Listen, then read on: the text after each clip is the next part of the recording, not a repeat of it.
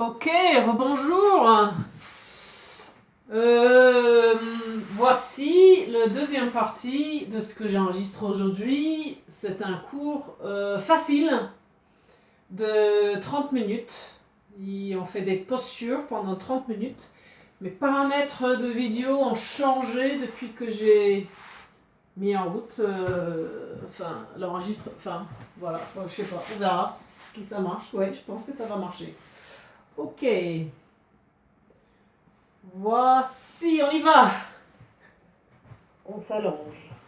On va commencer par mettre en place les référentiels. Pieds et genoux à la largeur des hanches. Genoux pliés à 90 degrés. Le bassin en neutre. On s'auto-agrandit avec le centrage, c'est-à-dire une contraction qui commence à l'arrière avec le sphincter anal, qui remonte dans l'entrejambe comme une fermeture éclair jusqu'au nombril. On va fixer les omoplates vers l'arrière, vers le bas. La tête est posée dans le prolongement de la colonne vertébrale. Le nuque est longue, mais la gorge est relâchée. On inspire dans les cages thoraciques pour bien ouvrir sur les quatre faces, devant, les deux côtés, à l'arrière. On ne monte pas les épaules pour inspirer. À l'expiration, on va augmenter le centrage.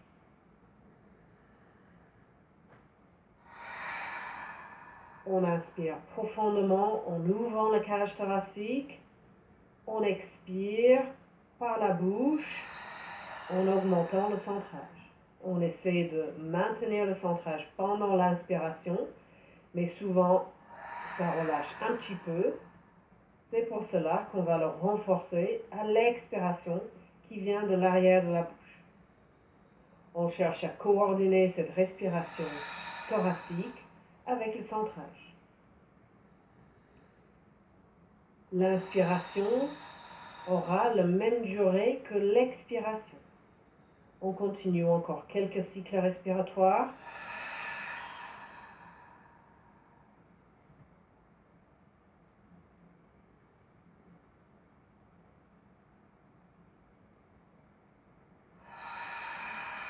Et puis on va enchaîner sur 100. L'objectif, c'est de bien renforcer la chaîne intérieure, coordonner l'effort avec la respiration et aussi de renforcer les muscles de la ceinture scapulaire. On vérifie les référentiels et puis sur le souffle, on va soulever une et ensuite la deuxième jambe à la position de chaise inversée. Et puis c'est parti. On fait des battements de bras, le même nombre de battements de bras pendant l'inspiration que pendant l'expiration.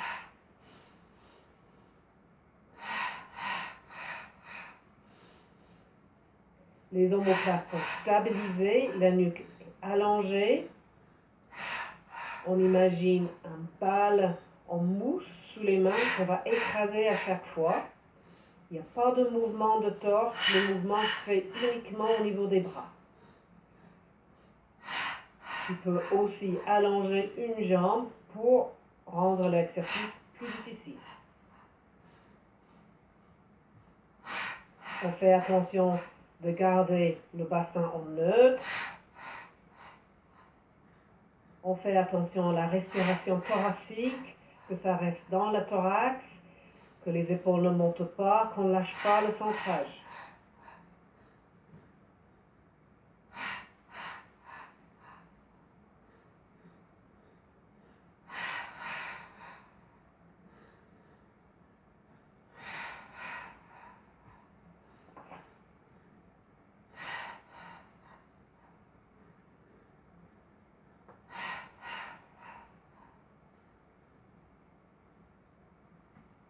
Bon, ça dure super longtemps, hein.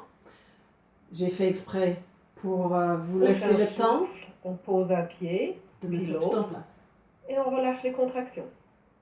On ressent ce relâchement complet sans perdre le référentiel.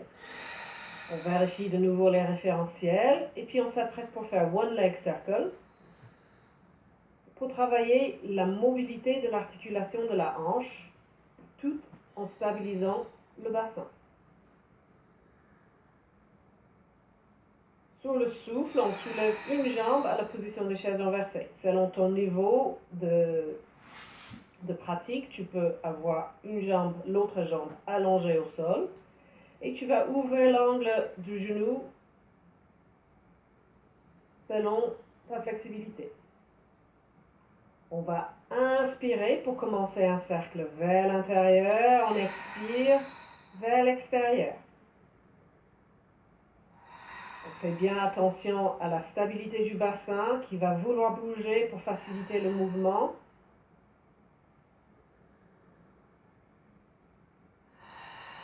On inspire dans le cage thoracique. On expire en augmentant le centrage. On fait 5 dans un sens, puis on inspire. On tire le genou vers la poitrine. On expire, on retrouve la position de départ. Et puis c'est parti, encore 5 cercles dans l'autre sens. On cherche une fluidité de mouvement. On cherche une symétrie du cercle. Le cercle doit se passer au-dessus de l'articulation de la hanche. Pas plus bas, pas plus à l'extérieur.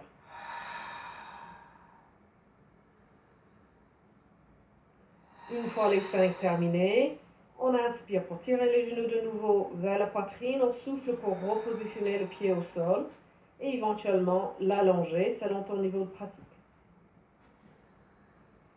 On souffle pour soulever l'autre jambe à la position de chaise renversée tout en ouvrant l'angle qui convient à ton niveau de flexibilité. Et puis c'est parti. 5 dans un sens, 5 dans l'autre. On cherche un mouvement fluide. On peut imaginer une cuillère dans un pot de miel.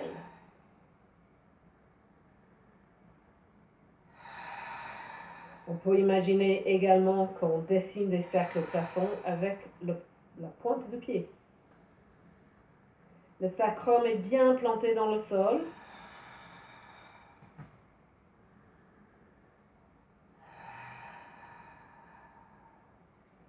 Si la jambe est pliée, le tibia va rester parallèle avec le bord du tapis. Il ne va pas avoir des changements de position de tibia par rapport au bord du tapis. Ça, c'est bon. Une fois les 10 terminés, on inspire pour tirer le genou vers la poitrine. On souffle pour poser le pied au sol. On relâche les contractions. On ressent bien ce relâchement. En même temps, on vérifie les référentiels avant de commencer l'exercice suivant. Single leg stretch. On remet en place les contractions. On vérifie les référentiels de nouveau. Et on va faire cet exercice pour bien renforcer la chaîne inférieure, travailler la coordination. Prochain souffle, on soulève une et ensuite la deuxième jambe à la position de chaise renversée.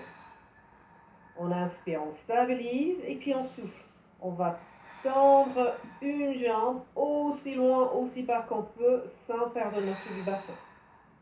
On inspire, on revient. En même temps, on va tendre l'autre jambe pour que les deux jambes se croisent au milieu du mouvement. Le mouvement se fait quasiment comme si on pédalait un vélo.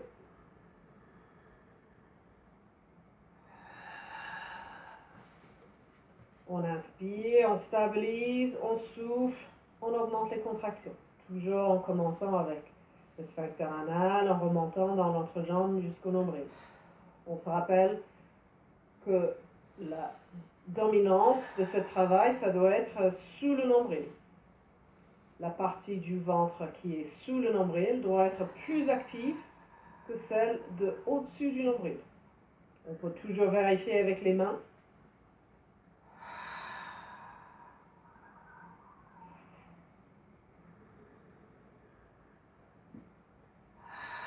On s'allonge. On maintient les deux jambes écartées largées de bassin durant tout le mouvement. Quand on tend la jambe, c'est dans l'alignement de la hanche. On ramène le genou au-dessus de la hanche à chaque répétition.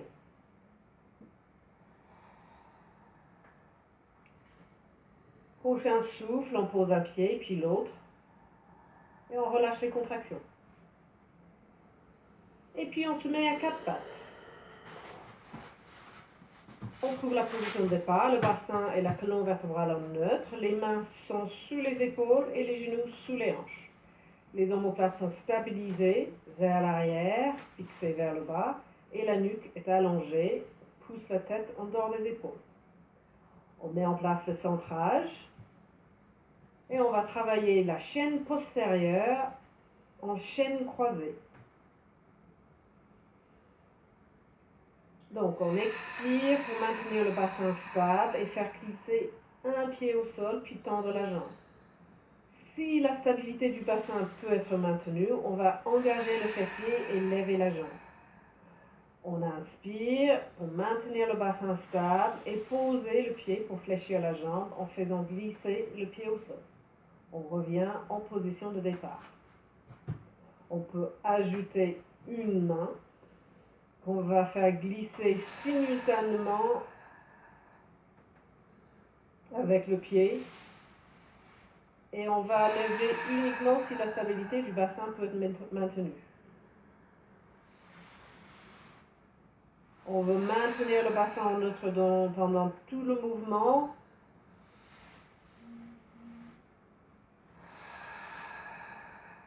On évite l'hyperextension des coudes. On se rappelle, on glisse pour décoller, on pose pour glisser. N'oubliez pas ce concept ou cette idée de glisser avant de soulever. On stabilise les omoplates, on les baisse. On garde la colonne cervicale dans le prolongement de la colonne dorsale. Reculer la tête du sol si besoin. On cherche l'allongement du bras, l'allongement de la jambe et pas la hauteur. Si la stabilité du bassin le permet, on lève le bras et la jambe au maximum.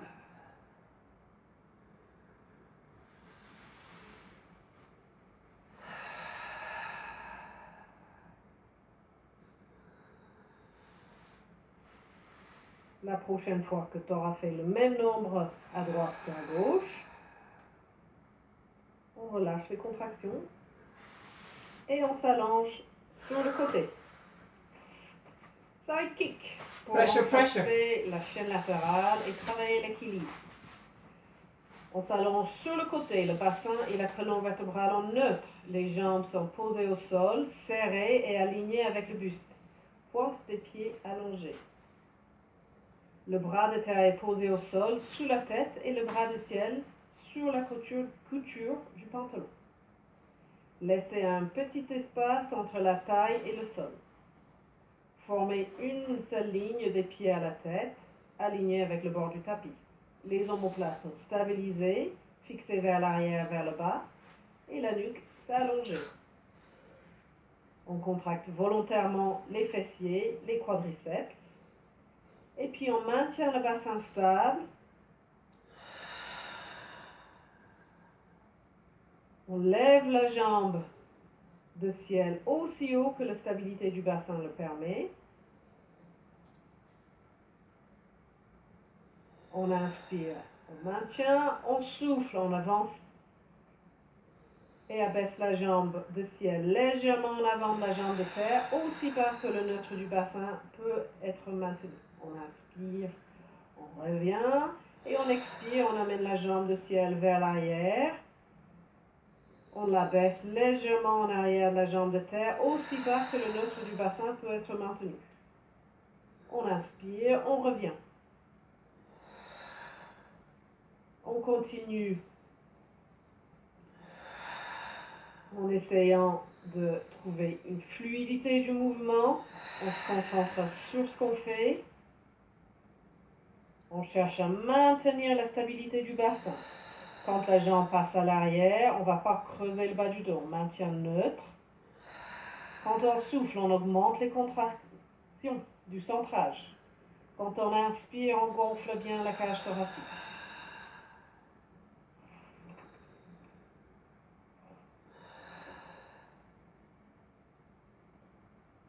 Ici, on cherche à mobiliser l'articulation de la hanche sans mobiliser le bas du dos. On engage bien les fessiers pour tirer la jambe vers l'arrière.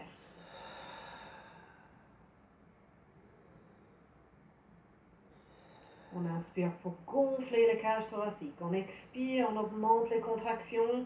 On expire de l'arrière de la gorge.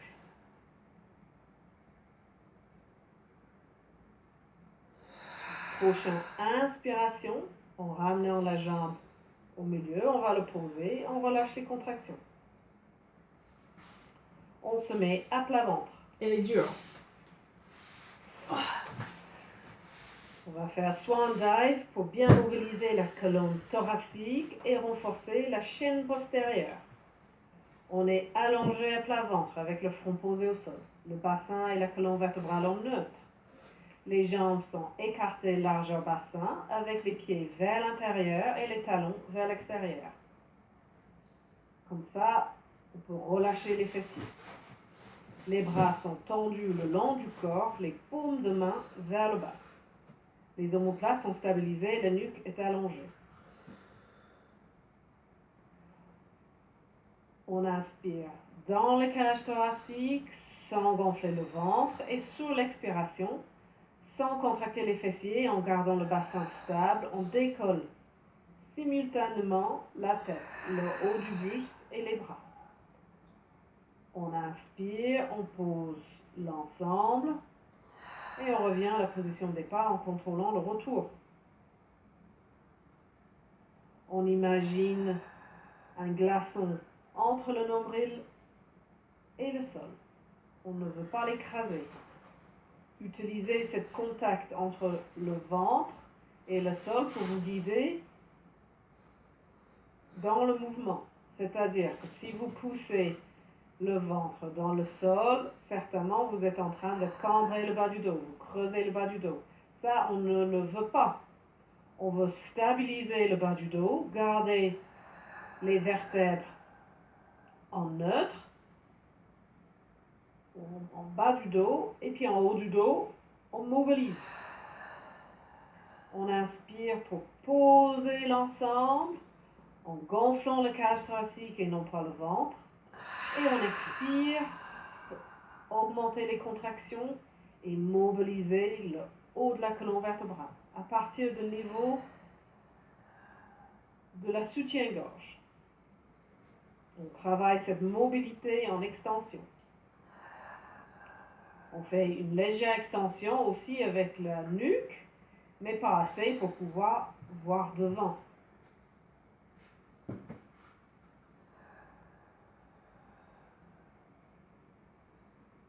On peut imaginer une mandarine sous le menton qu'il faut garder. Comme ça, on peut éviter l'hyperextension de la colonne cervicale.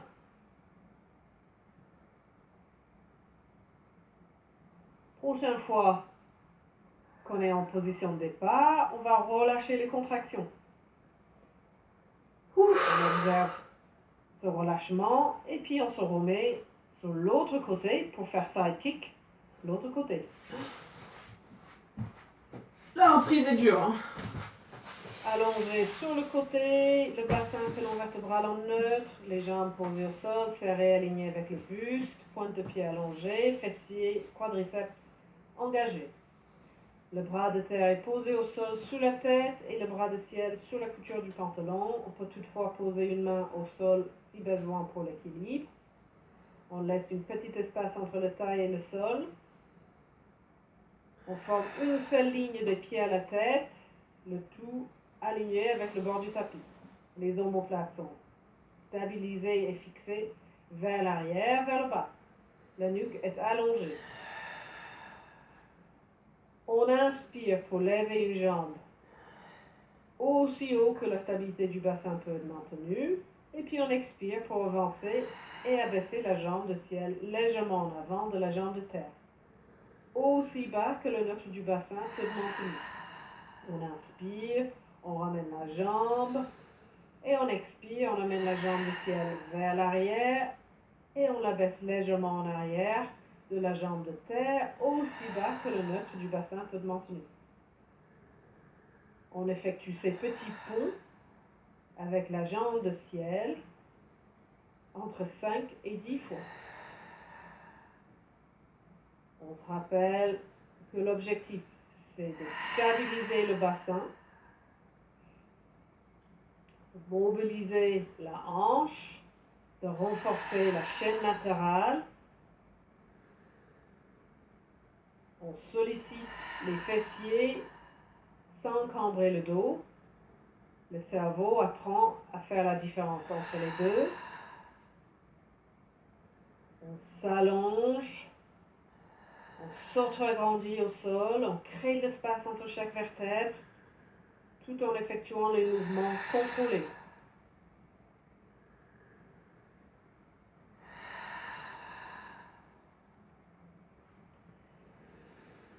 Prochaine inspiration, on pose le pied la jambe, on repose la jambe et puis on relâche les contractions.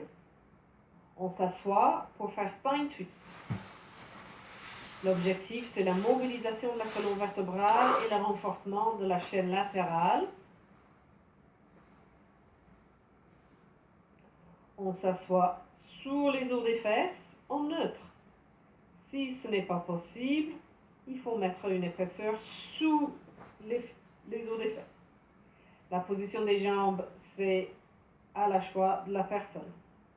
Diamande, pieds pliés à la largeur des hanches, jambes pliées à la largeur des hanches, ou tendues plus larges que les hanches. Alors, assis sur les ischions, le bassin et la colonne vertébrale en neutre. Les jambes sont en position choisie. Les mains sont en position de prière.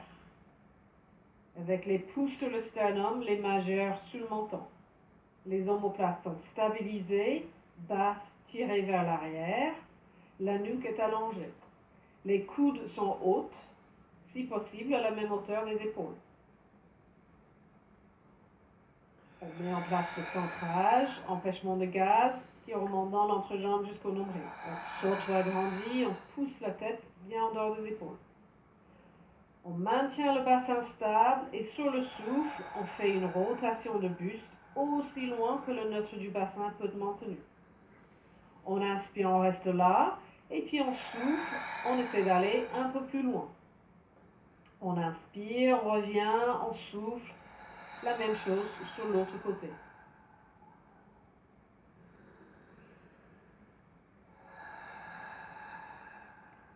On maintient la stabilité du bassin tout le long du mouvement. On effectue la rotation aussi loin que le bassin peut rester en neutre. On travaille le centrage. On travaille la respiration thoracique sans monter les épaules. Le poids du corps est reparti équitablement sur les deux fessiers. Ça ne change pas pendant le mouvement. On garde la tête solidaire du buste durant la rotation, c'est-à-dire que la tête ne va pas tourner plus loin que le buste. Les épaules basses, les omoplates stabilisées, fixées vers l'arrière, vers le bas. On conserve une fluidité du mouvement en évitant de marquer un temps d'arrêt au centre. On peut imaginer ces fessiers cimentés au sol.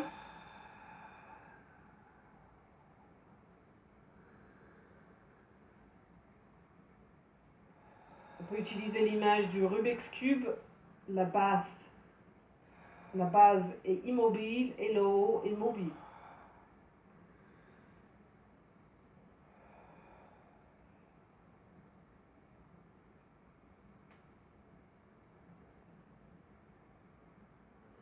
On cherche à mobiliser, on cherche à renforcer ses muscles rotateurs. On reste allongé en termes de la colonne vertébrale. On est auto-agrandi, on s'allonge dans l'espace, on s'auto-agrandit, on mobilise. La prochaine fois que tu as fait le même nombre entre droite et gauche, tu peux t'arrêter, faire le petit étirement que tu as envie de faire, en relâchant les contractions.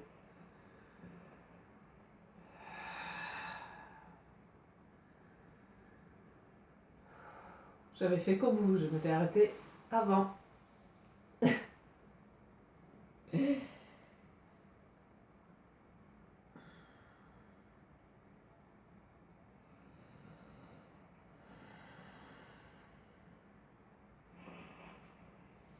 puis on se met sur le dos pour faire shoulder bridge.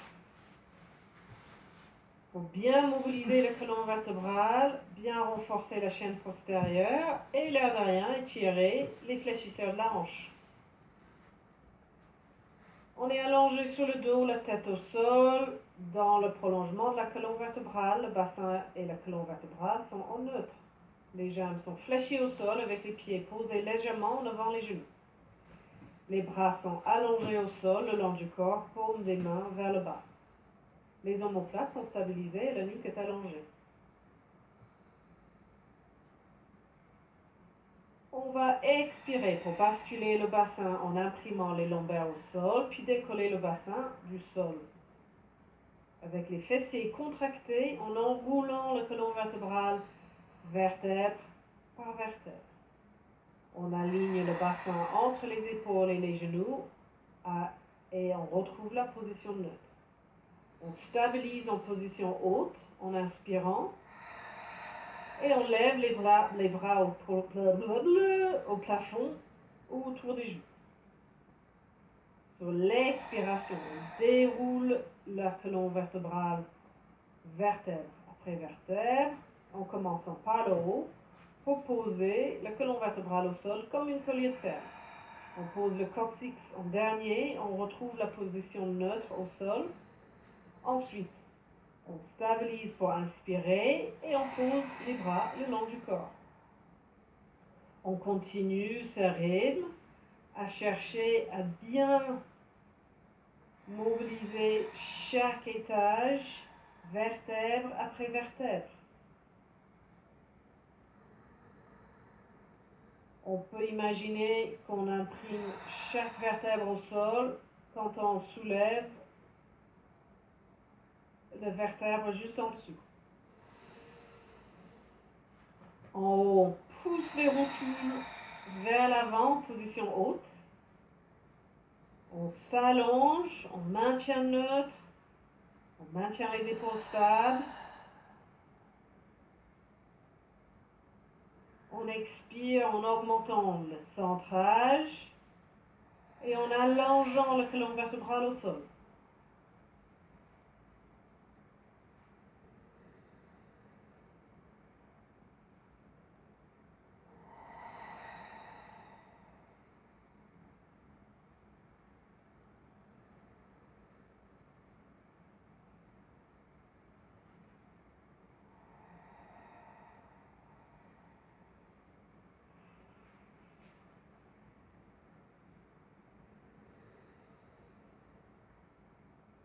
On gonfle le cage thoracique à l'inspiration. On monte par les épaules. On garde le cou détendu. On essaie de relâcher toute tension dans les cervicales.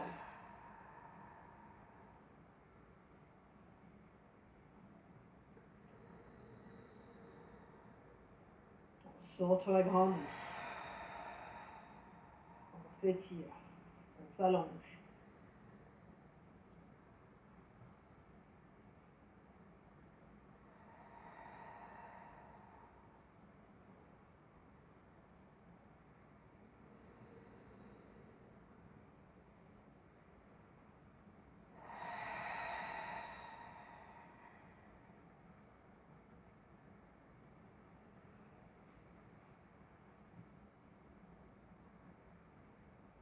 Prochaine fois que tes fesses sont posées, tu vas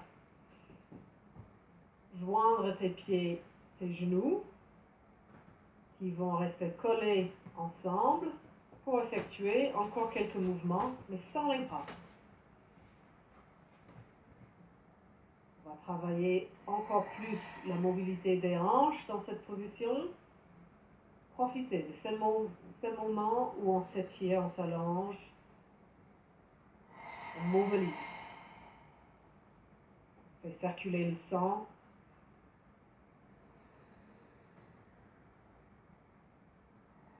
On travaille les glissements tissulaires entre toutes les structures.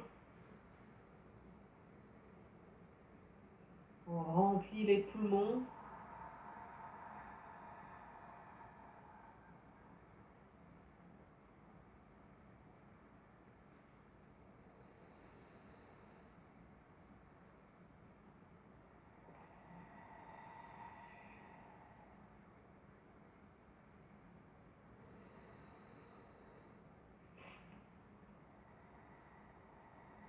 faire encore une ou deux comme ça avant de poser les fesses au sol et de relâcher les contractions.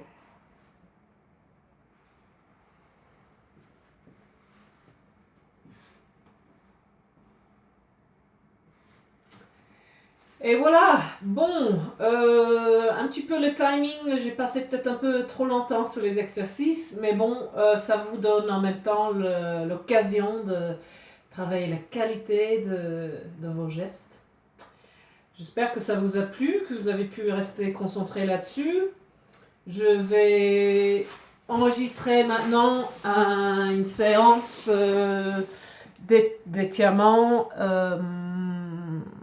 détente.